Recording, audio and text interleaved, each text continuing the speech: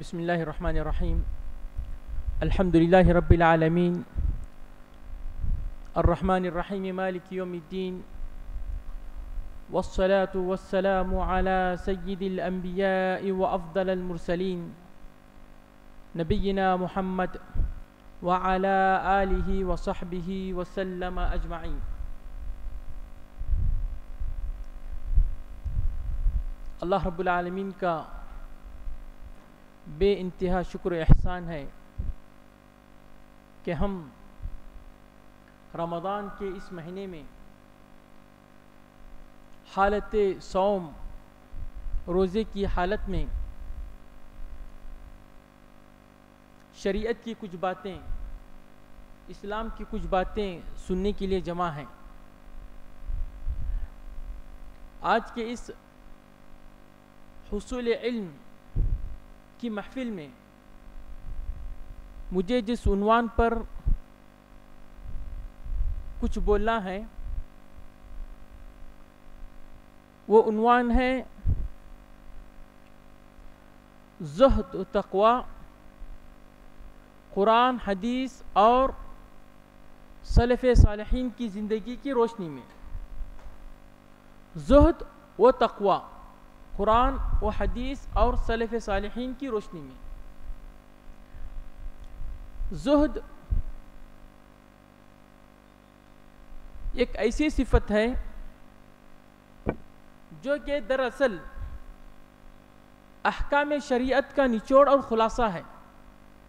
شریعت نے جو بھی احکامات ہم کو دے ہیں عمل کرنے کے لیے، ان اعمال سے مطلوب کیا ہے کہ ہم میں تقوی و طہارت پیدا ہو، ہم اللہ کے ہو جائیں، اللہ کی عظمت ہمارے دل میں سما جائے. یہی زہد ہے. تو زہد یہ سارے اسلامی احکامات کا خلاصہ ہے، بندگی کے اظہار کا ایک گہرا مظہر ہے. بندگی، جس بندگی کے لیے اللہ نے ہم کو پیدا کیا ہے، اس بندگی کے اظہار کے کئی سارے اعمال ہیں، لیکن زہد کہ ہم اللہ کے لیے کسی چیز کو چھوڑ دیں.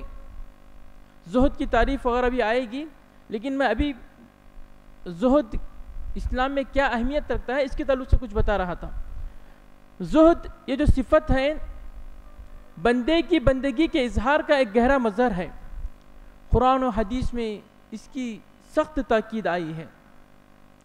قرآن میں جگہ جگہ قیامت کے خطرناک مناظر کی منظر کشی، اہل ایمان کی کامیابی، اہل کفر و ضلال کی نامرادی، بار بار جنت کے پر مسرت احوال و کوائف کا ذکر، اور دوسری طرف جہنم اور جہنم کے وحشت ناک سزاؤں کا ذکر آدمی کے اندر زہد پیدا کرنے کے لیے تو ہے.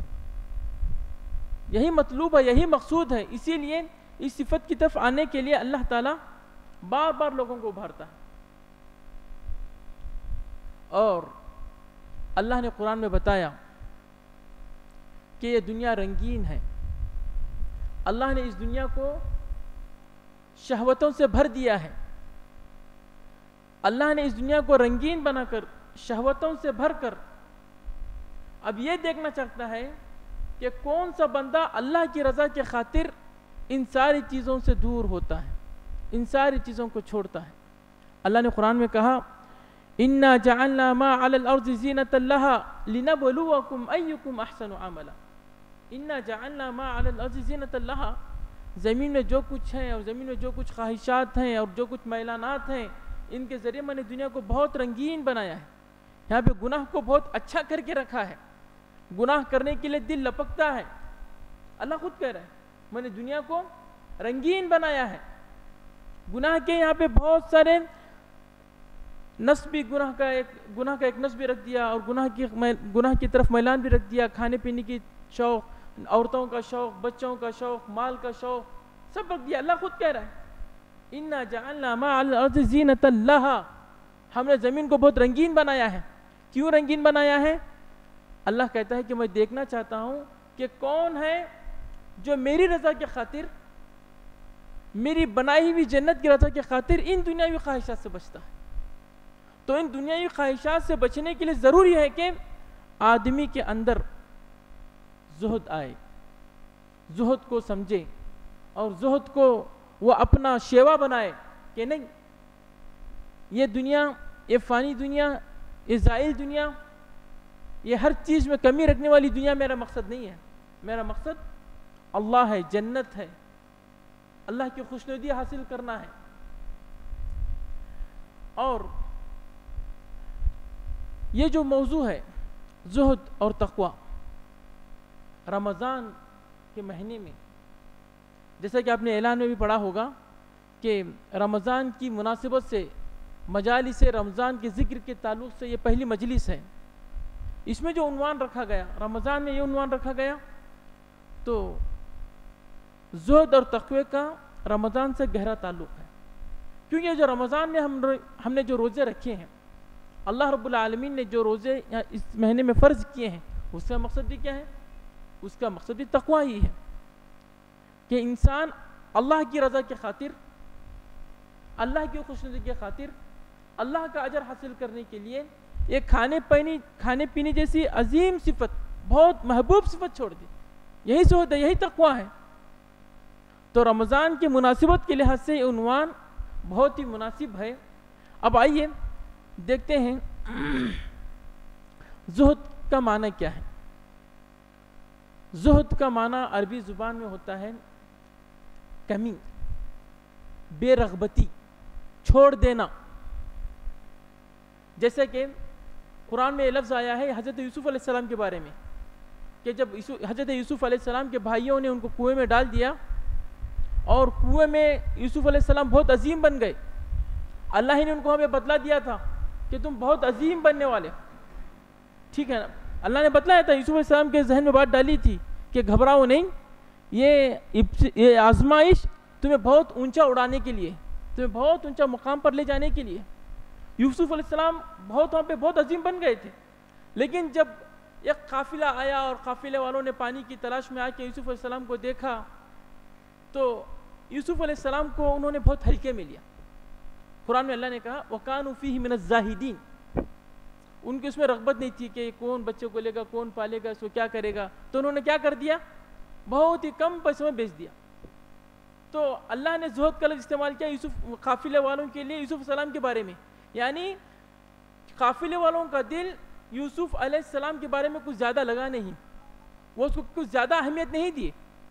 تو کسی چیز کو اہمیت نہ دینا, کسی چیز کو اہمیت نہ دینا, بے رغبتی, جیسا قافلے والوں نے یوسف علیہ السلام کے بارے میں بے رغبتی دکھائی, کچھ ہی پیسوں میں جا کے بیچ دیا, اس طرح کی کیفیت کو کہتے ہیں زہد. اس طرح کی کیفیت کو, بے رغبتی, من کسی چیز میں نہ لگنا, اس کو کہتے ہیں زہد. یا اسی طریقے سے نبی کریم صلی اللہ علیہ وسلم نے بھی ایک لفظ استعمال فرمایا ہے حدیث میں.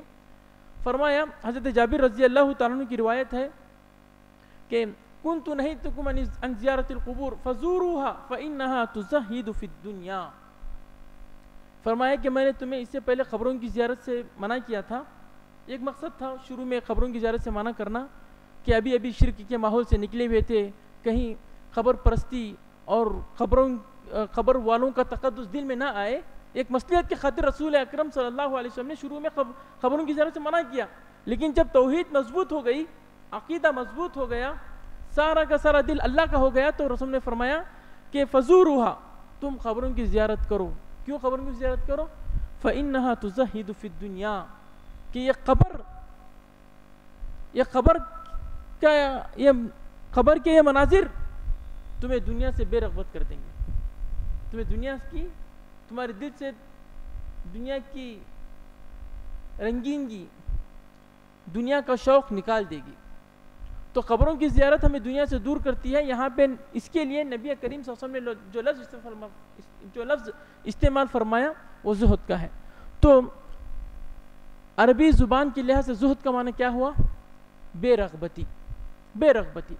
اب شریعت کے لحاظ سے زہد یہی ہے کہ ہم اس حقیر دنیا, اس مٹنے والی دنیا, یہ بے وفا دنیا سے ہم بے رغبتی بر دیں اور اپنے دل میں آخرت کو بسا لیں. اسی کو کہتے ہیں زہد۔ زہد کا مطلب یہ نہیں ہے کہ ہم کھانا پینا چھوڑ دیں، اللہ کے حلال کردہ چیزوں کو چھوڑ دیں، اچھا پہننا، اچھا گھر چھوڑ دیں، یہ مراد نہیں ہے۔ مراد یہ ہے کہ اچھا پہنتے ہوئے بھی، اچھے گھر میں رہتے ہوئے بھی، اچھا کھاتے ہوئے بھی دنیا ہی ہمارا مقصد نہ ہو، دنیا ہی ہمارا مقصد نہ ہو، دنیا ہی کے لیے ہم بولیں، دنیا ہی کے لیے اٹھیں، دنیا ہی کے لیے آواز اٹھائیں، ہمارا اٹھنا، ہمارا بیٹھنا، ہمارا کہیں چلنا صرف دنیا کے لیے، ایسا نہ ہو، بلکہ دل میں آخرت کے لیے بسے۔ ہم جو کچھ کام کریں آخرت کے لیے بول رہے ہیں، آخرت کے لیے سوچ رہے ہیں کہ یہ بولنے سے آخرت میں اس کا فائدہ ہے کہ نہیں، یہ کام کرنے جا رہا ہوں اس میں آخرت کا فائدہ ہے کہ نہیں ہے۔ آخرت دل میں بس جائے، دنیا سے بے رغبتی، یہ فانی دنیا سے بے رغبتی ہو جائے، اس کو کہتے ہیں زہد۔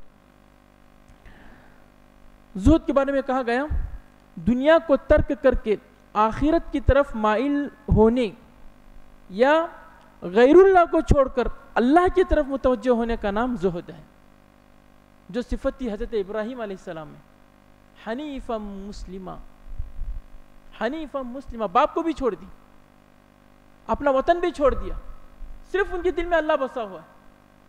حنیفاً، صرف ایک اللہ کے بارے میں سوچتے تھے اور ایک اللہ کی خاطر ہر طرح کی تکلیف برداشت کی، بس اللہ راضی رہے، بس اللہ راضی ہو، یہ اس طرح کی کیفیت دل میں آ جائے تب کہتے ہیں زہد۔ ابن القیم رحمہ اللہ، ابن القیم رحمہ اللہ جن کو کہا جاتا ہے کہ وہ دلوں کے طبیب تھے، اللہ رب العالمین نے ہر انسان کو خاصیت دی ہے، اللہ رب العالمین ہر انسان سے ایک خدمت لیتا ہے۔ ابن القیم رحمہ اللہ کو اللہ نے جو صلاحیت دی تھی، کئی طرح کی صلاحیتیں تھیں، خاص طور سے وہ دل کی دنیا، دل کا مرض، دل کی بیماریاں اور ان کو کیسا دور کیا جائے، اس تعلق سے ان کی عبارتیں بہت بہترین ہوتی ہیں۔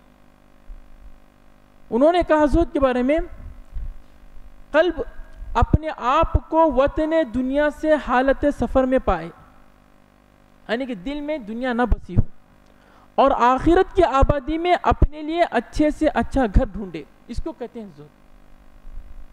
اس کو کہتے ہیں زہد کے دنیا میں رہتے ہوئے آدمی کہاں کا سوچے؟ آخرت کا سوچے۔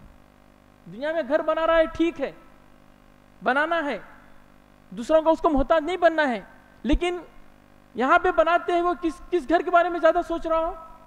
بار بار دعا کر رہا ہو کہ اللہ تعالیٰ تو نے دنیا میں تو ایک چھت دے دیا، آخرت میں اس سے اچھا گھر نصیب کر۔ دنیا ہی کا گھر اس کے لیے ہر طرح سے اس کے پیش نظر نہ ہو، اور دنیا کا گھر کمانے کے لیے وہ اپنے بھائیوں کا حق مارے، پڑوسیوں کا حق مارے، حرام طریقے سے کمائے، یہ نہیں، ٹھیک ہے گھر بنا، لیکن یہ سوچ کہ اس گھر بنانے میں کہیں آخرت کا گھر نہ چلا جائے، اس گھر کے بنانے میں پیسہ حاصل کرنے میں یا پیسہ حاصل کرنے کے طور طریقے سے کہیں آخرت کا گھر نہ چلا جائے، یہ اس کے نظر ہو، یہ کہنا چاہتے ہیں ابن القیم رحمہ اللہ۔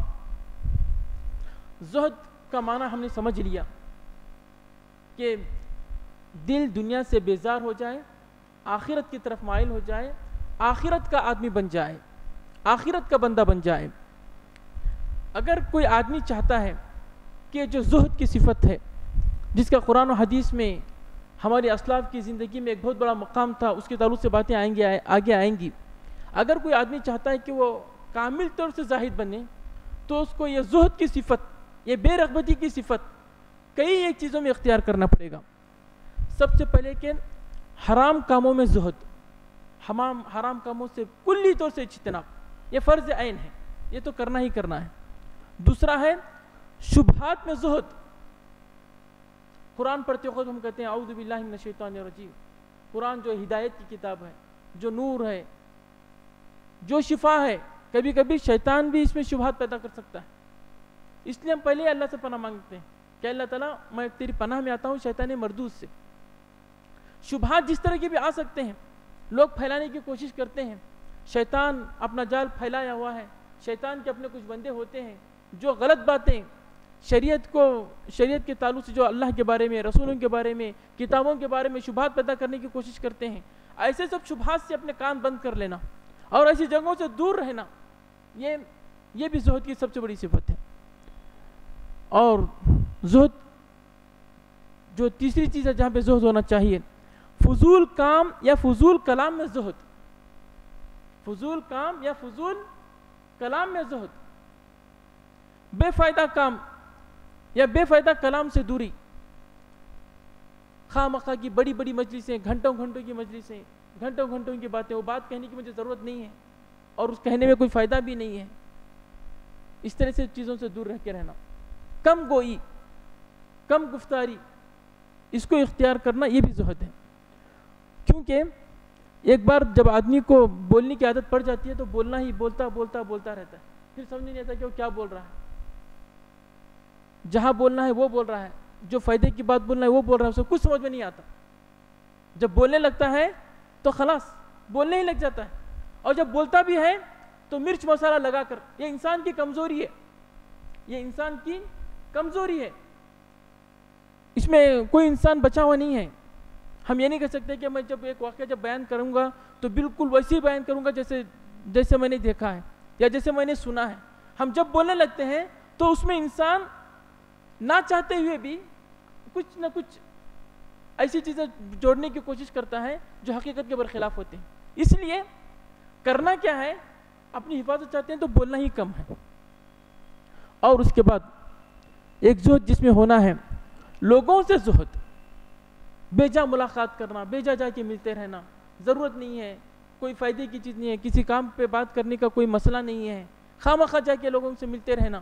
یا پھر ہے کہ بیجا مجالس، کھڑے ہیں گھنٹے گھنٹے کھڑے ہیں، بیکار کی باتوں میں لگے ہوئے ہیں، اس کی بات اس کی بات، اس کی غیبت اس کی چغلخوری، اور پھر ایک معاملہ وہ ہمارا ہے ہی نہیں اور ہمیں اس میں بات کر کے کچھ فائدہ ہے ہی نہیں، اس کے تعلق سے باتیں کرتے رہنا.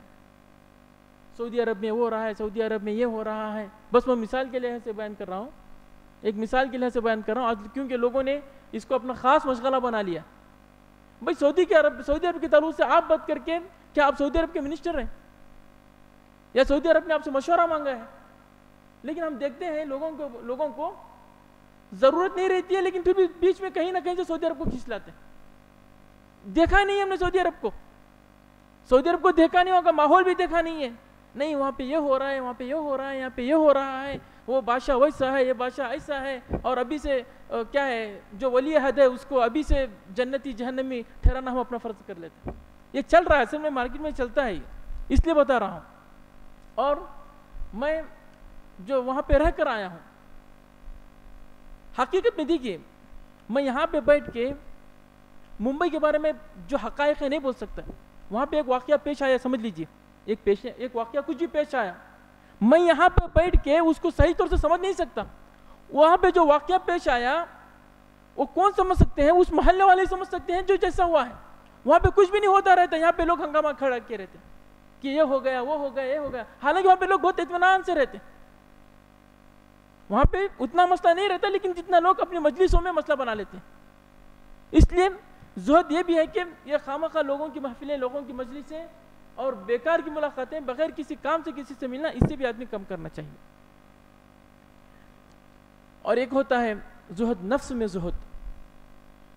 نفس میں زہد، نفس کو اس کو اپنے حال پہ نہ چھوڑا جائے اور اس کی اتباع نہ کی جائے. نفس آدمی کو برائی کی طرف دوڑاتا رہتا ہے. شیطان انسان کے جسم میں خون کی طرح دوڑ رہا ہے، بار بار برے خیالات، بار بار برائی کے راستے نظر آتے رہتے ہیں. تو زہد ہمیں نفس میں زہد کرنا ہے کہ نفس کو اس کو ہر طرح کی اس کی ہر رغبت اس کی پوری نہ کی جائے، کنٹرول کیا جائے، اس پہ بریک لگایا جائے. قرآن میں اللہ نے کہا قد افلح من زکاہا وقد خاب من دساہا. وہ شخص کامیاب ہو گیا جو اپنے نفس پہ کنٹرول کیا، نفس کی خواہشات پر کنٹرول کیا. اس نے بولا لیکن اس کی بات نہیں مانا. ابھی رمضان میں نماز پڑھنا چاہیں گے، سحری کر لیے ہیں، ابھی فجر کے لیے تھوڑا وقت باقی ہے، 10-15 منٹ. ضرور نفس ذہن میں ڈالے گا کہ تھوڑی ایک نیند کر لوں، ایک جام لے لے، فریش ہو جائیں گے. لیکن معلوم ہے کہ اگر سو گئے تو پھر سو گئے تو پھر شیطان اس وقت بستر کو اتنا نرم کر دے گا کہ پھر نیند میں چلے جائیں گے. لیکن اگر اس وقت کسی نے مانا، نفس کی بات مانے بغیر، نفس کی اتباع کیے بغیر کہ نہیں مجھے سونا نہیں ہے، ابھی 15 منٹ میں اذان ہونے والی ہے، میں اسی مرحلے میں جو میرا کل کا حصہ قرآن کا کل کا جو جز باقی ہے اس کو بھی پڑھ لیتا ہوں، 3 صفحے تو پڑھ لوں گا، 4 صفحے تو پڑھ لوں گا، یہ کامیاب ہو گیا۔ لیکن جو اپنے آپ کو نفس کے پیچھے چلاتا رہا تو نفس انسان کو کہیں کا نہیں چھوڑتا ہے، بہت دور اس کو گمراہ کر کے اور اللہ سے بہت دور لے جا کر نفس کو تاریک کر کے چھوڑ دیتا ہے۔ تو نفس میں زہد، نفس کی خواہشات میں زہد، کہ نفس کی ہر خواہش کو پورا نہ کیا جائے، نفس کی ہر خواہش کو پورا نہ کیا جائے، بلکہ نفس کو اپنے تابع میں رکھا جائے، نہ کہ اپنے آپ کو نفس کا غلام بنایا جائے۔ اور زہد کی ایک آخری چیز، ہر اس چیز میں زہد جو اللہ کی یاد سے دور کر دی، جو چیزیں بھی اللہ کی اطاعت میں رکاوٹ بنتی ہیں اس سے اپنے آپ کو دور رکھیں۔ بار بار بازار جانا، بغیر ضرورت کے بازار کا چکر لگاتے رہنا، بار بار یہ چیزیں جو موبائل میں آج کل چیزیں آ گئی ہیں، جو موبائل میں آج کل کی چیزیں جو ایک ایک منٹ کی، ایک 30 سیکنڈ کی لاکھوں کروڑوں کے ریلز ہیں جی، دیکھنے بیٹھتے جائیں گے 3 گھنٹے ایسے گزر جائیں گے، پتہ نہیں چلے گا۔ یہ سب چیزوں سے اپنے آپ کو دور رکھنا کہ اس کے چیزیں ہمیں اصل مقصد سے دور کرتی ہیں، یہ زہد کہلاتا ہے۔ اب ہم آگے بڑھتے ہیں، زہد کیسے حاصل ہوگا؟ اگر ہم چاہ رہے ہیں کہ زہد ہم زاہد بنیں، اس کا قرآن میں حکم ہے، نبی احادیث میں حکم ہے، رسول صلی اللہ علیہ وسلم خود زاہد تھے، صحابہ کرام ہماری دنیا سے بے رغبتی اختیار کیے ہوئے تھے اور اسی وجہ سے وہ دنیا کے امام تھے، یہ دنیا کے دل کے نکلنے کی وجہ سے وہ بہت زیادہ نڈر بھی تھے، دنیا کو اپنے پاؤں کی ٹھوکروں میں رکھتے تھے۔ اگر ہم زاہد بننا چاہتے ہیں، زہد کیسا حاصل کریں؟ زہد کو حاصل کرنے کے لیے پہلی چیز، آدمی اپنے ذہن میں یہ بات اچھی طریقے سے بٹا لے کہ یہ جو دنیا ہے، جس دنیا کے لیے ہم بہت بھاگ دوڑ کرتے ہیں، جس دنیا کے لیے ہماری بڑی بڑی خواہشیں ہیں کہ ہمارا یہاں پر یہ ہو، وہ ہو، اور اتنا ہو، ایسا ہو، ویسا ہو، کہ یہ دنیا فانی ہے، یہ دنیا ختم ہونے والی ہے، یہ باقی رہنے والی نہیں ہے۔ یہ کامل یقین ہونا چاہیے، زہد کے لیے ضروری ہے۔ جب دل میں بیٹھ جائے گی یہ بات کہ یہ دنیا بے وفا ہے، یہ دنیا بے وفا ہے، کسی کے ساتھ وفا نہیں کرتی، یہاں پہ جو بھی گیا سب خالی ہاتھ گیا، کوئی کفن میں اپنے ساتھ اپنی تجوری نہیں لے کے جا سکتا۔ جب یہ بات ذہن میں بیٹھ جائے گی تو پھر زہد کی طرف آنے میں بہت آسانی ہوگی۔ قرآن میں اللہ نے کہا، ایک آیت سورہ آل عمران کی، جس آیت کے تعلق سے ایک قول یہ بھی ہے کہ یہی آیت آخری ہے کہ جس کے بعد وحی کا سلسلہ ختم ہو گیا۔ آخری سورت وہ سورۃ النصر ہے، لیکن آخری آیت کہ جس کے اترنے کے بعد پھر وحی کا سلسلہ ختم ہو گیا، وہ آیت ہے کل نفس ذائقۃ الموت وانما توفون اجورکم یوم القیامہ فمن زحزح عن النار وادخل الجنۃ فقد فاز، کہ جس میں اللہ نے کہا ابتدا، زندگی کی ابتدا، یعنی اللہ تعالیٰ اس آیت میں یہ دنیا کیا ہے اس کو بتا رہا ہے کہ کل نفس ذائقۃ الموت، ہر نفس کو مرنا ہے۔ یعنی دنیا کہاں سے سٹارٹ ہو رہی ہے؟ اللہ نے اس دنیا کا، یہ جو ہماری 70 سال کی زندگی، 80 سال کی زندگی، اور اس میں ہمارے بہت ساری کوششیں، یہ ہمارا گھر، یہ ہماری ڈیوٹی، اور ہمارے یہ جو ساری پلاننگ ہے، اس کا کوئی ذکر نہیں ہے۔ اللہ کہہ رہے کہ کل نفس ذائقۃ الموت، جو بھی یہاں پہ سانس لے رہا ہے اسے مرنا ضرور ہے، مٹنا ضرور ہے۔ ہاں مٹ گئے، ختم ہو گیا، دفنا دیے گئے، جسم مٹی میں مل گیا، جلا دیے گئے، راکھ پھینک دی گئی، سمندر میں ڈال دیے گئے، لاکھوں مچھلیوں نے کھا لیا، کہیں جنگل میں وفات ہو گئی تو لاکھوں پرندوں نے کھا لیا، ختم ہو گیا؟ نہیں، وَإِنَّمَا تُوَفَّوْنَ أُجُورَكُمْ يَوْمَ الْقِيَامَةِ، یاد رکھو کل قیامت کے دن تمہیں پورا کو پورا بدلہ دیا جائے گا، باریک سے باریک ذرہ برابر بھی نیکی کیے ہوگے اس کا بدلہ پاؤ گے، اور ذرہ برابر بھی گناہ، یہاں تک کہ نیتوں میں بھی خلل ہوگا، یہاں تک کہ نیتوں میں بھی خلل ہوگا تو سب کچھ تم وہاں پہ سب موجود دیکھو گے، سب موجود پاؤ گے۔ فَمَنْ زُحْزِحَ عَنِ النَّارِ وَأُدْخِلَ الْجَنَّةَ فَقَدْ فَازَ، تو اس حساب والے دن جو جہنم سے بچا لیا گیا، اللہ کا کرم ہو گیا اس پر، اسے کچھ تھوڑے سے اعمال کی بنیاد پر، فمن زحزح عن النار وادخل الجنة فقد فاز، جو اس دن جہنم سے بچا لیا گیا، جنت میں داخل کر دیا گیا، در حقیقت وہی اصل کامیابی ہے، در حقیقت وہی اصل کامیابی ہے۔ تو پھر یہ دنیا جو 70 سال 80 سال کے لیے ہم نے اتنی ساری کوششیں کی اور اپنا ایک مقام بنایا، اتنا بہترین گھر بنایا اور اتنی مال و دولت جمع کی، اس کا کیا؟ اس کے بارے میں اللہ نے کہا وما الحیات الدنیا الا متاع الغرور، وما الحیات الدنیا الا متاع الغرور، یہ دنیاوی زندگی تو محض دھوکے کا سامان تھا، اس کا کوئی حساب نہیں ہے، اس کا کوئی حساب نہیں ہے، دھوکہ ہے۔ اتنا سب کچھ تم کرو گے، اتنا سب کچھ تم کرو گے، یہیں پہ اس کو چھوڑ کے جانا ہے۔ یہ دھوکہ ہے کہ نہیں ہے؟ جی یہ دھوکہ ہے کہ یہاں پہ تھوڑا سا جمع کرنے کے لیے پتہ نہیں ہم کتنا سچ بولیں، کتنا جھوٹ بولیں، اور کتنا حق سے لیں اور کتنا نا حق لیں اور کیا کیا کریں، لیکن سب چھوڑ کے جانا پڑتا ہے، وہ دھوکہ ہے، حقیقت نہیں ہے، حقیقت نہیں ہے، دھوکہ ہے۔ تو دیکھیے اگر کسی انسان کے دل میں یہ آیت بس جائے تو پھر اس سے دنیا سے بے رغبتی پیدا ہوگی کہ نہیں ہوگی؟ وہ اللہ کی طرف آئے گا کہ نہیں آئے گا؟ یہ ضروری ہے، زہد کے لیے ضروری ہے کہ اس دنیا کی حقارت ہمارے دل میں آئے۔ اللہ نے قرآن میں کہا قد افلح من تزکا وذکر اسم ربہ فصلی بل تؤثرون الحیاۃ الدنیا۔ اللہ کہے گا کامیابی تو یہ ہے کہ نفس کے پیچھے نہ چلو، نفس کا تزکیہ کرتے رہو، نفس کو گندگیوں سے، برے خیالات سے، برے اعمال سے پاک کرو۔ وذکر اسم ربہ فصلی، اللہ کو یاد کرتے رہو اور بہترین نمازیں ادا کرتے رہو، یہی اصل کامیابی ہے۔ لیکن تم لوگوں نے کیا کیا ہے؟ بل تؤثرون الحیاۃ الدنیا، لیکن تم تو اس اصل کامیابی کو چھوڑ کر یہ حقیر دنیا کو تم نے فوقیت دے رکھی ہے۔ دنیا کا ترجمہ ہوتا ہے حقیر، نچلی، دنیا کا ترجمہ ہوتا ہے حقیر، نچلا۔ بل تؤثرون الحیاۃ الدنیا، اس حقیر دنیا کو، اس مٹنے والی دنیا کو تم نے فوقیت دے رکھی ہے۔ بل تؤثرون الحیاۃ الدنیا والآخرۃ خیر وابقی، جبکہ باقی رہنے والی چیز، بھلائی والی چیز آخرت ہے۔ آخرت کے لیے محنت کرو، آخرت کے لیے سوچو، وہ تمہارے لیے بہتر کی چیز ہے۔ یہ دنیا تو کیا ہے؟ یہ دنیا یہ حقیر، یہ ختم ہونے والی ہے۔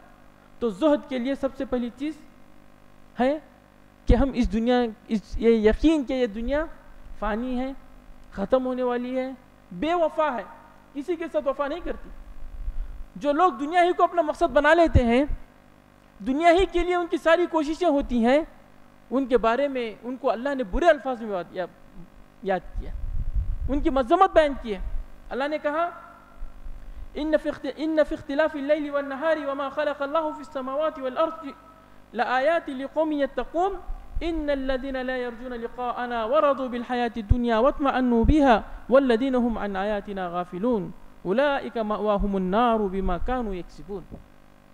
اللہ کہہ رہا ہے کہ دیکھو اگر تم میرا تقوی اختیار کرنا چاہتے ہو، مجھ سے ڈرنا چاہتے ہو، میری عبادت کرنا چاہتے ہو، یہ دن رات کے الٹ پھیر اور اللہ نے جو کچھ زمین و آسمان میں بنایا ہے اور اس میں میری کیا کیا عظمتیں ہیں، اس میں غور فکر کر کے میرے بندے بن کے رہو۔ لیکن کچھ لوگ ہیں کہ جن کو آخرت کا عقیدہ اچھا نہیں لگتا، جن کو مجھ سے ملاقات کی میری امید نہیں ہے، اور انہوں نے دنیا کو سب کچھ سمجھ لیا ہے۔ وَرَضُوا بِالْحَيَاةِ الدُّنْيَا، دنیا ہی ان کا مقصد، دنیا ہی ان کے پیش نظر، دنیا ہی کے لیے بولنا، دنیا ہی کے لیے اٹھنا، دنیا ہی کے لیے بھاگ دوڑ۔ وَرَضُوا بِالْحَيَاةِ الدُّنْيَا وَاطْمَأَنُّوا بِهَا وَالَّذِينَ هُمْ آيَاتِنَا غَافِلُونَ، دنیا میں ایسے پھنس گئے ہیں کہ نہ اللہ معلوم ہے، نہ رسول معلوم ہے، نہ شریعت معلوم ہے، نہ آخرت کا عقیدہ، کسی طرح سے، سب طرح سے غافل ہیں۔ اللہ نے کہا کہ ان لوگوں کو جہنم ملے گی۔ آخرت سے روح گردانی اور پوری طریقے سے پوری طریقے سے دنیا دار ہونے کا بدلہ کیا ملے گا؟ جہنم کی شکل میں ملے گا۔ اللہ نے ان کو جہنم کی وارننگ دی اور ایسے لوگوں کو غلط لفظ سے استعمال کیا کہ ان لوگوں کو میری ملاقات کی امید نہیں ہے۔ تو یہ پہلی چیز ہے زہد کے لیے کہ دنیا کے بارے میں حقیقت میں علم ہو۔ اور دیکھیے اگر آخرت کے بارے میں اگر ہم بولنے لگیں، اس میں قرآن میں اتنی ساری آیات ہیں اور اللہ تعالیٰ نے اس کو آخرت کے عقیدے کو اتنے سارے الگ الگ شکلوں میں بیان کیا گیا کہ وہ ایک الگ موضوع ہے. اللہ نے وہاں پہ حصی مثالیں بھی دی ہیں کہ اللہ یہ بالکل قادر ہے کہ ایک چیز مٹی ہوئی چیز کو، ختم ہوئی چیز کو اللہ دوبارہ پیدا کر سکتا ہے. اصحاب کہف کی مثال ہے جی. ابراہیم علیہ السلام نے خوب طلب کیا تھا کہ میں دیکھنا چاہتا ہوں کہ اللہ تو دوبارہ کیسے زندہ کرنا چاہتا ہے. اللہ نے اس کو کئی ساری مثالوں سے ثابت کیا. تقریباً 5 مثالیں اللہ نے دیا ہے کہ جو چیزیں مر گئی تھی اللہ نے اس کو زندہ کیا ہے، بس کہ لوگوں کے دلوں میں آخرت کا عقیدہ بیٹھے اس لیے. اور پھر بتلایا ہے بہت ساری اس کی شکلیں، جنت کی نعمتیں بیان کر کے، اس کی دنیا کی حقارت کو بیان کر کے. کتنی جگہوں پر اللہ تعالیٰ نے دنیا کو کھیتی سے مثال دی کہ لہ رہا ہے تو ضرور نہیں ہے کہ ہمیشہ رہے گی یہ کھیتی، سوکھ جائے گی، ختم ہو جائے گی، بو دی جائے گی، پھر چٹل میدان ہو جائے گا. یہ دنیا ایسی ہی ہے. یہ بڑی بڑی بلڈنگیں مت دیکھو کہ ایسی شکل میں باقی رہیں گی. جیسے لگی ہوئی اچھی فصل، ایک نہ ایک دن اس کو نکالنا ہی ہے. ہمیشہ تو فصل نہیں رہے گی نا. فصل لگ گئی ہے تو کسان اس کو ایک نہ ایک دن نکالے گا، پھر وہ چٹل میدان بن جائے گا. یہ دنیا بھی ایسی ہوگی. تو بہرحال آخرت کے تعلق سے اللہ رب العالمین نے قرآن میں بہت ساری مثالیں بیان کی. تو یہ پہلی چیز ہے کہ دنیا کے بارے میں آدمی کو یقین ہو کہ یہ دنیا فانی ہے، مٹنے والی ہے، باقی رہنے والی نہیں ہے. اور اس کے بالمقابل آدمی اپنے دل میں آخرت کا یقین پختہ کرے، صرف زبان سے نہیں کہ ہاں ہم ایمان کے 4 اچھے ارکان میں سے ایک ہے آخرت کے دن، کہ ہم اس دن پیدا کیے جائیں گے. صرف زبان ہی نہیں، دل میں اس کو بسائے اور اس کے لیے کچھ کوشش کرنے کی کوشش، اس کے لیے کچھ کرنے کی کوشش کرے. وہ صرف اگر کسی کو دے رہا ہو تو دنیا کے لحاظ سے نہیں کہ اس وقت دوں گا جب میرا دنیا کا فائدہ ہو. آخرت کے لیے دے کہ میں یہاں پہ دے رہا ہوں، مجھے دنیا میں کچھ ملے نہ ملے، بلکہ دنیا میرے پیش نظر نہیں ہے، آخرت میرے پیش نظر ہے. وَيُطْعِمُونَ الطَّعَامَ عَلَىٰ حُبِّهِ مِسْكِينًا وَيَتِيمًا وَأَسِيرًا. دنیا کے لیے نہیں، آخرت کے لیے، اللہ کی محبت میں. تو آخرت کا یقین اپنے اندر پیدا کرے. انبیاء کے تعلق سے اللہ نے ذکر کیا ہے. ابراہیم علیہ السلام دعا کرتے تھے. ابراہیم علیہ السلام نے جب دعا کی تو کہا کہ اے اللہ تعالیٰ تو مجھے آخرت میں رسوا نہ کر، آخرت میں مجھے رسوا نہ کر. اور پھر دعا کرتے تھے کہ اے اللہ تعالیٰ تو مجھے آخرت میں کامیاب کر، تو مجھے آخرت میں جنتی بنا. کئی سارے نبیوں کے بارے میں اللہ نے سورہ 7 میں ذکر کیا، اِنَّا أَخْلَصْنَاهُمْ بِخَالِصَةٍ ذِكْرَ الدَّارِ. اللہ نے کہا کہ ان سارے نبیوں کو میں نے خوبی دی تھی. وہ خوبی یہ کہ یہ آخرت کو یاد کرتے تھے، اپنے کاموں میں آخرت کو پیش نظر رکھتے تھے کہ اس کام سے مجھ کو آخرت میں فائدہ ہے یا نہیں، اس کام میں مجھے آخرت میں فائدہ ہے یا نہیں ہے. تو دیکھیے انبیاء کی صفت کیا ہے، آخرت کو یقین کرنا. یہ دوسری چیز ہے کہ جس سے زہد پیدا ہوگا کہ آخرت کا یقین. اور دوسری چیز جس سے زہد پیدا ہوگا تقدیر پر یقین، کہ بھئی جو اللہ نے لکھ دیا ہے وہ تو ملنا ہی ملنا ہے، اور جو اللہ نے نہیں لکھا ہے اس کے لیے 1000 کوشش کروں نہیں ملے گا. میرے کہنے کا مطلب یہ کہ آدمی اسباب اختیار نہ کرے، یہ میرا مطلب نہیں ہے. میرا مطلب یہ ہے کہ آدمی نے اسباب اختیار کیے. اسباب اختیار کرنا ہے شریعت کا حکم ہے. اسباب اختیار کرنا یہ شریعت کا حکم ہے، اللہ کا حکم ہے، رسول کا حکم ہے، رسول کی سنت ہے. ٹھیک ہے، آدمی نے اسباب اختیار کر لیا لیکن ایک چیز نہیں ملی تو اس کو اس وقت یقین ہونا چاہیے کہ قدر اللہ وما شاء فعل. اللہ کی یہی تقدیر تھی، اللہ نے یہی لکھا تھا، وہ جو چاہے کرے. پھر مطمئن ہو جائے گا، پھر اس کے اندر زہد آ جائے گا، پھر وہ اور کوشش نہیں کرنے لگے گا کہ یہ سمجھ لے گا کہ میری چیز میری تقدیر میں نہیں ہے. ہم نے یہ چیز دیکھی سعودی عرب میں، اور ہم نے بھی دیکھی اور بہت سارے لوگ اس کی گواہی دیتے ہیں کہ کیا ہے، خاص طور سے ٹیکسی میں جب بڑھتے ہیں یہ معاملہ پیش آتا ہے. ایک ٹیکسی ڈرائیور ہم کو لے کے جا رہا ہے، سامنے بھی ایک پیسنجر کھڑا ہے. تو اس ٹیکسی والے کی کیا خواہش ہوگی؟ یہی خواہش ہوگی کہ جو سامنے والا پیسنجر ہے وہ بھی مجھ کو ملے، تاکہ جب گاڑی جا ہی رہی تو جا رہی ہے اور ایک آدمی بڑھ جائے گا تو اس کو زیادہ پیسے ملیں گے. پھر سوچتی ہے جب جا ہی رہی ہے تو مجھ کو پیسنجر مجھے مل جائے. ٹھیک ہے، اب سامنے وہ کھڑا تھا، یہ جو ٹیکسی ڈرائیور ہے اسی شوق میں جا رہا ہے کہ وہ پیسنجر بھی میری گاڑی میں بیٹھے گا. لیکن اس سے پہلے کوئی دوسرا ٹیکسی والا وہاں پہ پہنچ گیا، اس نے دوسرے اس والی سے بات طے گئی. تو کیا کہتے ہیں؟ الرزق علی اللہ.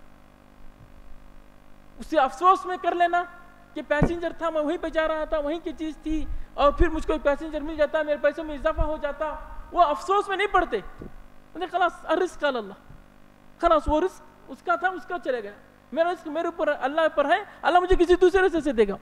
وہ پھر اس میں افسوس میں لگے نہیں بیٹھ جاتے کہ کیسا ہو گیا, میں تو اور جلدی چلا جاتا, وہ یا تو ٹیکسی نہیں آتی یا اسے اس کی بات نہیں بنتی, وہ میرے اس میں آ جاتا, اسی کے پیچھے اسی چکر میں نہیں پڑتا, بلکہ خلاص اس کا رزق نصیب, وہ بولتے ہیں, لفظ بولتے ہیں نصیب, اس کا نصیب اس کے ساتھ چلا گا, میرا نصیب مجھ کو ملے گا. تو یہ چیز اگر آ جائے گی کہ اگر وہ میری تقدیر میں ہوتا تو پھر وہ دوسرے کے اس میں نہیں پڑتا. اگر وہ سواری میرے نصیب میں ہوتی تو اس کے پاس نہیں جاتی, وہ سواری اس کی تھی, وہ اس کا نصیب تھا. تو اس طریقے کی چیز اگر کیفیت ہو جائے تو پھر انشاءاللہ زہد کی کیفیت آدمی کے دل میں پیدا ہوگی. اب پھر ہم آگے بڑھتے ہیں. یہ اب تک میں نے زہد کے تعلق سے کچھ خاص چیزیں بتائیں کہ زہد حاصل کرنے کے لیے کیا کرنا ہے, اور زہد کن کن چیزوں میں ہوتا ہے, اور زہد کی تعریف وغیرہ کیا ہے.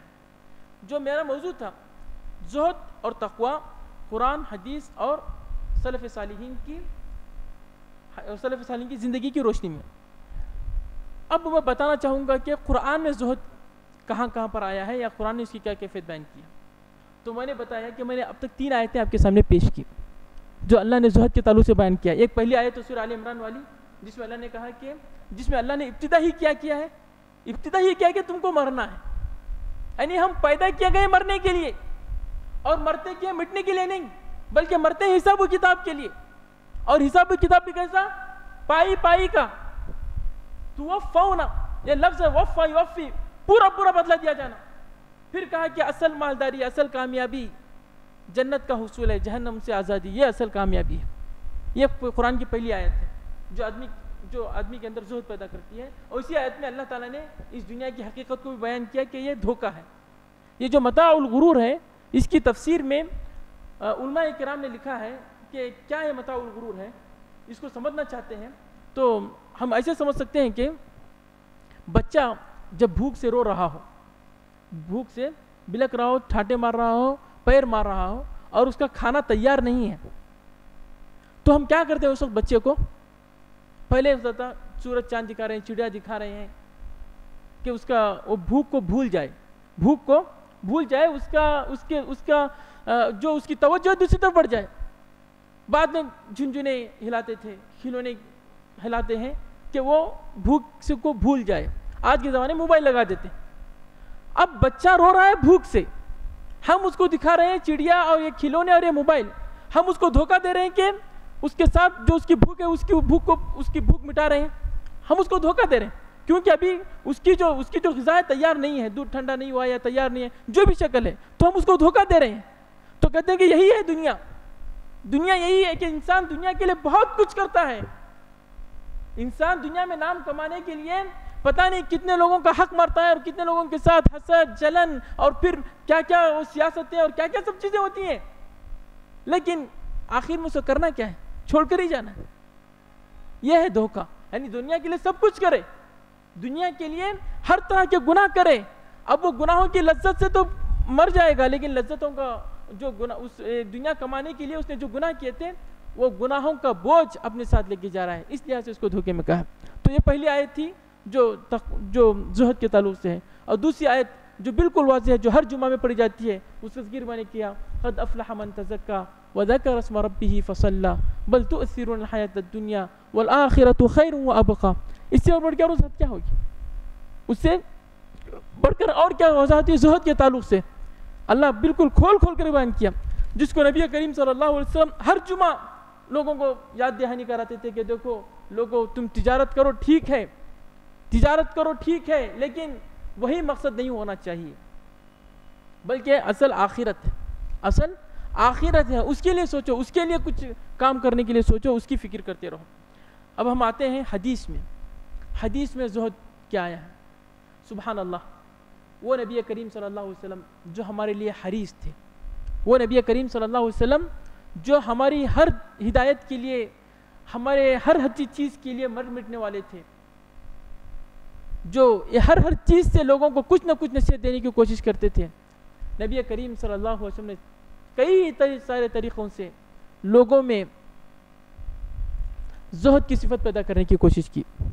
جیسے کیا ہوا, حضرت ابن عمر کو پکڑ لی.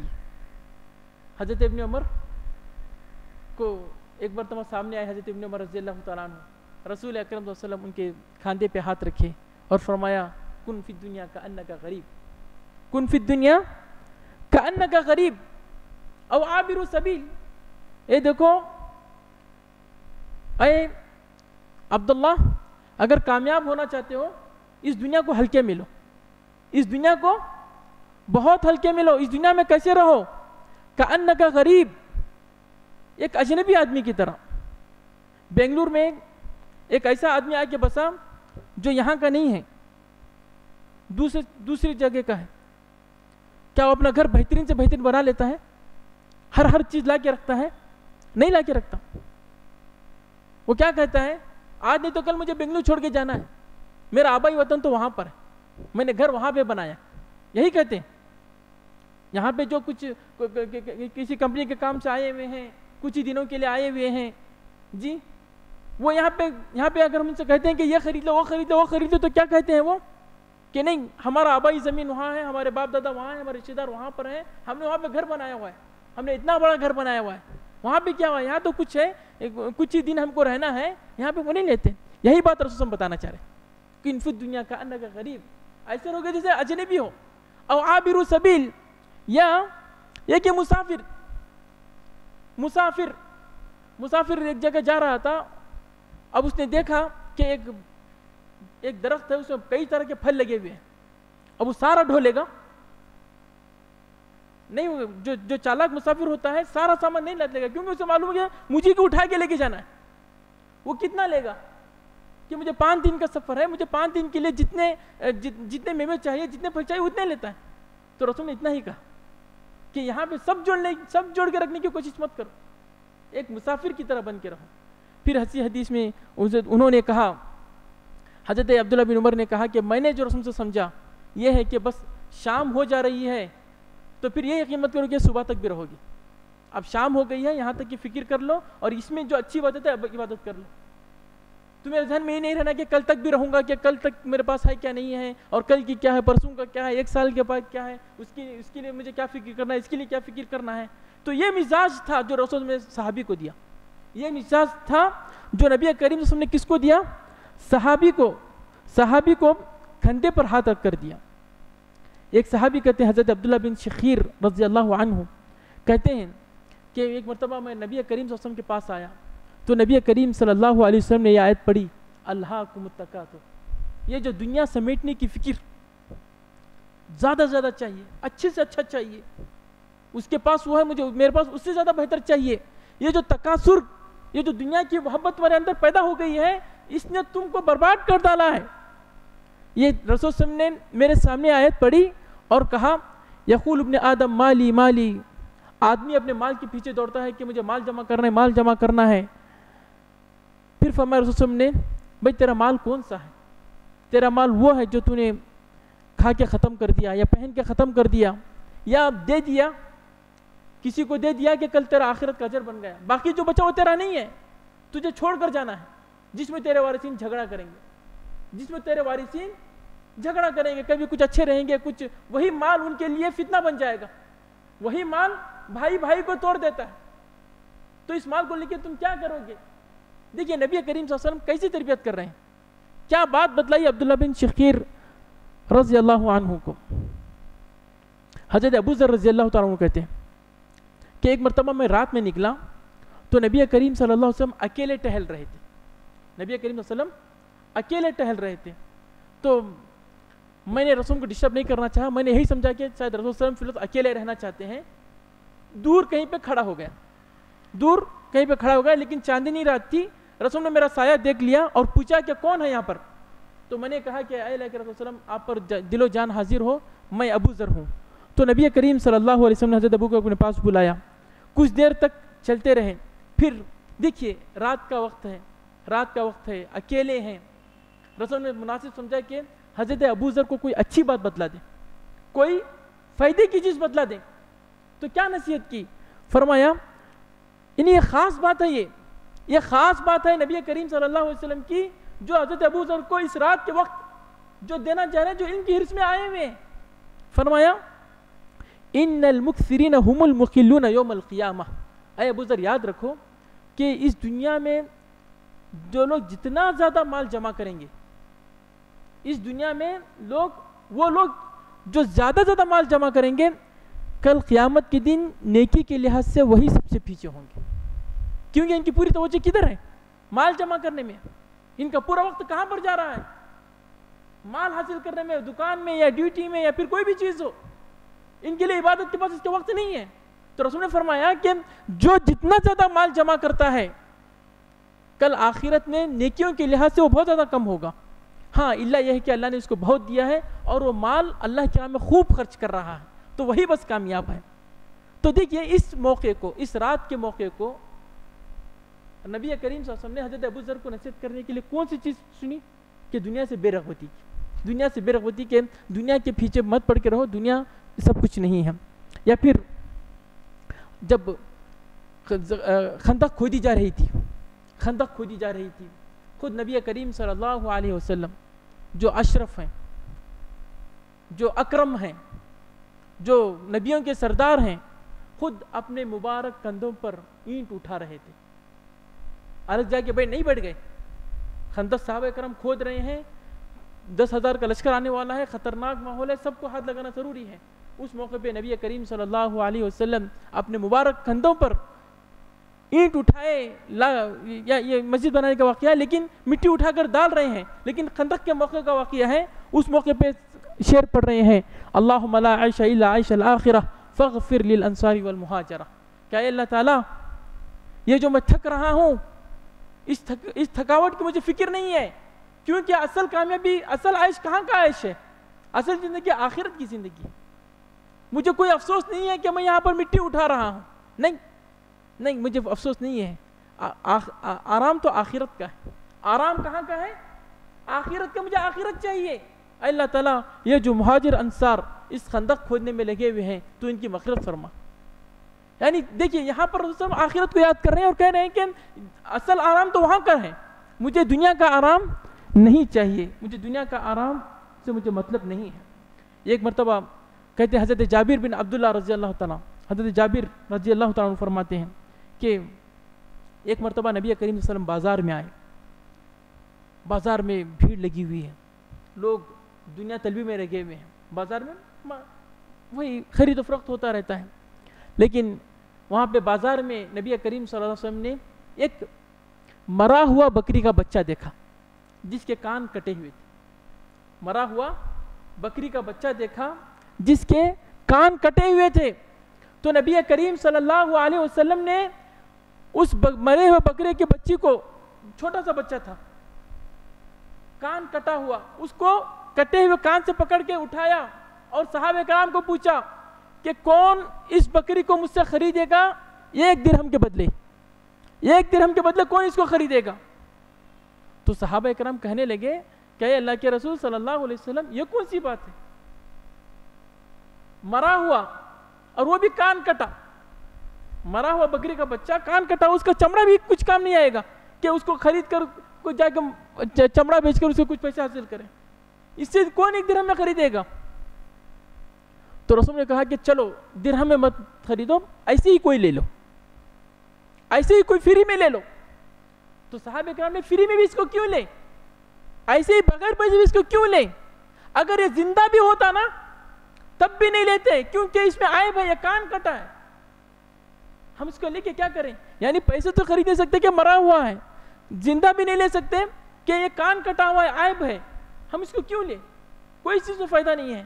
تو رسول اکرم صلی اللہ علیہ وسلم نے ارشاد فرمایا کہ دیکھو اللہ کی قسم کہ فواللہ للدنیا اہون علی اللہ من ھذا علیکم، کہ جتنی حقیر یہ بکری کا مرا ہوا بچہ جتنا تمہیں حقیر لگ رہا ہے کہ کسی کام کا نہیں ہے، اسی طرح یہ دنیا بھی اللہ کے پاس حقیر ہے، اس کی کوئی قدر و قیمت نہیں اللہ کے پاس۔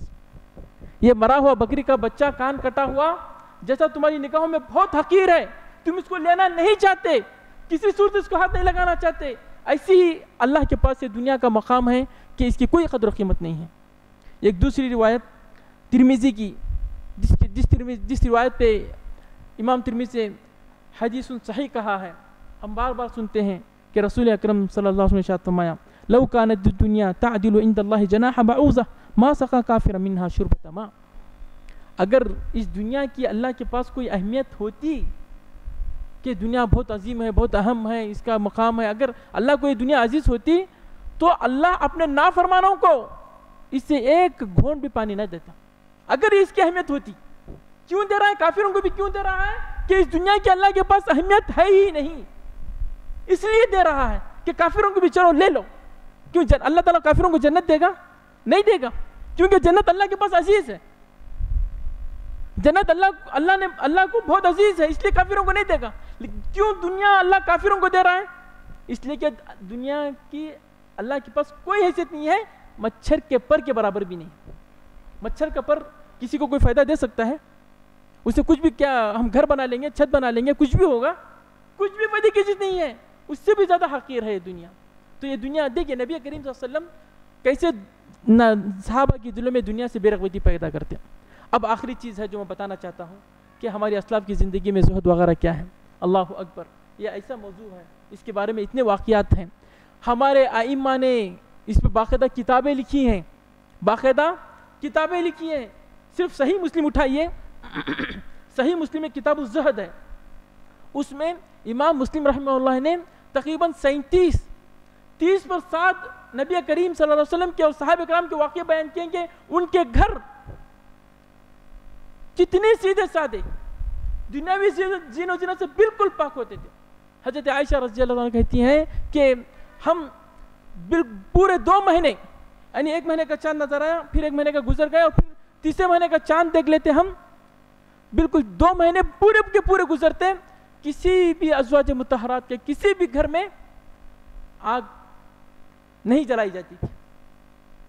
جن کے سامنے حدیث حضرت عائشہ نے بیان کیا، انہوں نے تعجب سے پوچھا کہ پھر آپ کس چیز پہ زندگی بسر کرتے تھے؟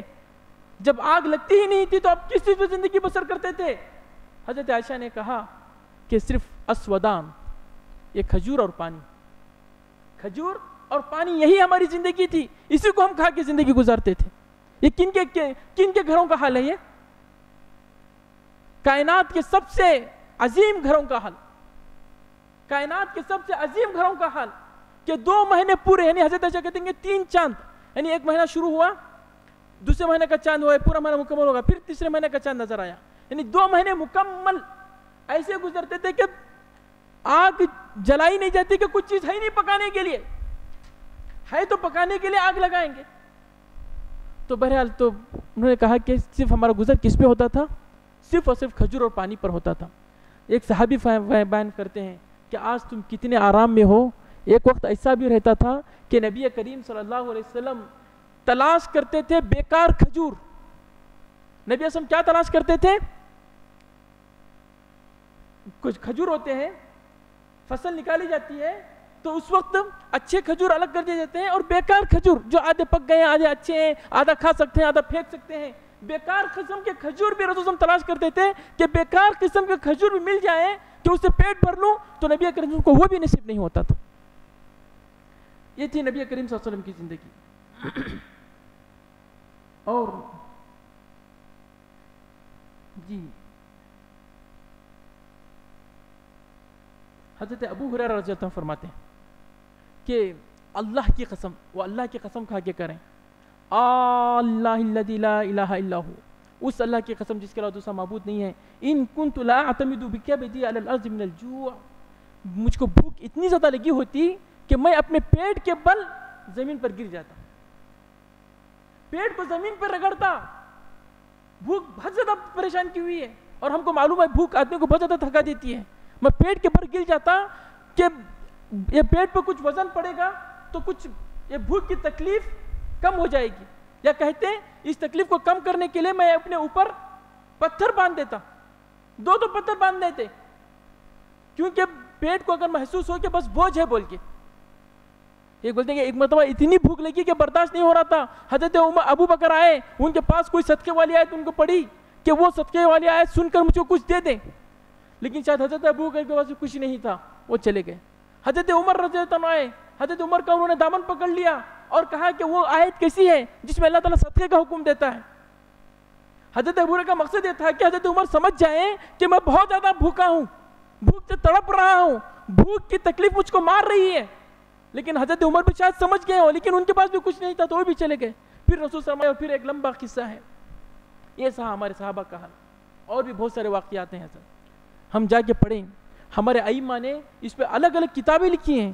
جیسے زہد کے تعلق سے دیکھیے، جو ہمارے بڑے بڑے ائمہ شمار ہوتے ہیں، عبداللہ ابن مبارک بہت بڑے امام ہیں، انہوں نے زہد پہ کتاب لکھی ہے.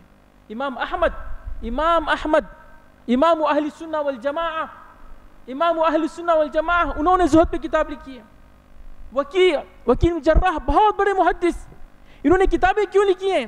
یہ کہتے تھے کہ یہ جو قرآن حدیث وغیرہ صرف پڑھ رہے ہیں، یہ پڑھنا اصل مقصد نہیں ہے. یہ کتابیں پڑھ کر ان کتابوں میں جو دنیا کی بے رغبتی ہے اور آخرت کا جو شوق ہے ہمارے اندر پیدا ہو، اس کے لیے انہوں نے کتابیں لکھی ہیں. یعنی وہ زہد وغیرہ کو کتنی اہمیت دیتے تھے کہ اس کے موضوع کے تعلق سے بالکل الگ الگ کتابیں انہوں نے تحریر کی ہیں. ان کا مقصد یہ ہے کہ یہ زندگی ہماری زندگی میں آئے. اور میں نے بتایا کہ ہمارے محدثین نے بھی، امام بخاری ہو، امام مسلم ہو، سنن ابن ماجہ ہو، ہم جا کے دیکھیں جہاں پہ احکام بیان ہوئے ہیں وہاں پر انہوں نے یہ صفت بھی لائی کہ یہ بھی مومن کی صفات ہے. مومن جیسا عبادت گزار ہوتا ہے، وہ دنیا سے بے راغب ہوتا ہے اور آخرت کا وہ طلبگار ہوتا ہے، آخرت اس کے دل میں سمائی رہتی ہے. اور بھی بہت سارے واقعات ہیں جس کو میں بیان انشاءاللہ اگر ہم اس کتابوں کی طرف رجوع کریں، خاص طور سے اگر صحیح مسلم کا صرف ہم کا مراجعہ کر لیتے ہیں، جس میں باقاعدہ کتاب الزہد کے نام پر امام مسلم رحمۃ اللہ علیہ نے تقریباً 37 حدیثیں لائے ہیں. اس میں زیادہ تر واقعات ہیں نبی کریم صلی اللہ علیہ وسلم کی سادگی کی اور صحابہ کرام کی سادگی کی، اور وہ کتنا دنیا سے بے راغب تھے اور کتنا دنیا سے بالکل خالی تھے. اللہ رب العالمین سے دعا ہے کہ یہ روزے جو اللہ تعالیٰ نے ہمیں اندر یہ زہد اور تقوی ہی کے لیے مقرر کیے ہیں، زہد کی کیفیت حقیقت میں ہمارے اندر پیدا ہو جائے. کہ زہد کی اگر یہ کیفیت پیدا ہو جائے گی تو ہم حقیقت میں اسی طریقے سے دنیا کے امام بنیں گے جیسے صحابہ کرام بنے تھے. کچھ بھی نہیں تھا، پھٹے پرانے کپڑے پہنتے تھے، لیکن دنیا کے لحاظ سے وہ دنیا کے سب سے زیادہ امیر تھے. بڑے سے بڑے بادشاہوں کے سامنے آنکھوں سے آنکھیں ملا کر بات کرتے تھے کہ وہ دنیا کا نہ ڈر ان کے دل میں تھا، نہ دنیا کی محبت دل میں بسی ہوئی تھی. یہ دنیا سے بے رغبتی، آخرت کی طلبگاری نے ان کو بہت بڑا بنا دیا تھا. یہ چیز ہمارے اندر پیدا ہو. سبحان ربک رب العزت عما یصفون وسلام علی المرسلین والحمد للہ رب العالمین.